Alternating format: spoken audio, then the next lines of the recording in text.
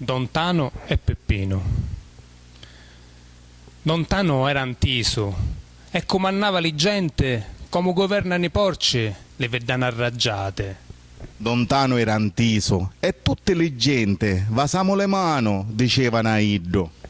Don Tano era antiso e fra le pampene immobili ciusciava fortuna di nome Peppino.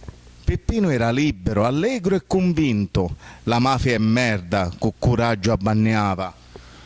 A Don Tano sta cosa lo faceva arrussicare, voleva silenzio e lo fece ammazzare. Ora a Peppino lo ricordano tutte, la sua balata è china di giuro ogni giorno.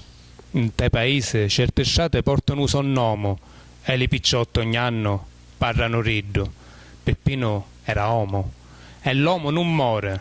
Peppino è vivo, Don Tano morio. Luciavaglio. Luciavaglio è pane e Cuciavaglio non si babbia, non si vinne, non si accatta, non si trova a Napotia. Lo travaglio è diritto, sacrosanto d'ogni uomo, e sto diritto non si scriventa, non si scafazza come un uovo.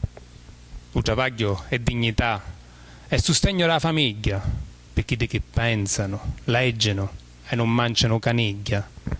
Lo travaglio è libertà, e quello dice non è fodde, l'uomo senza travaglio, ave lo chiacco dallo coddo. L'uomo e Luciavaglio li fece insieme lo Signore. Luciavaglio è per la vita, non si cancia per un favore.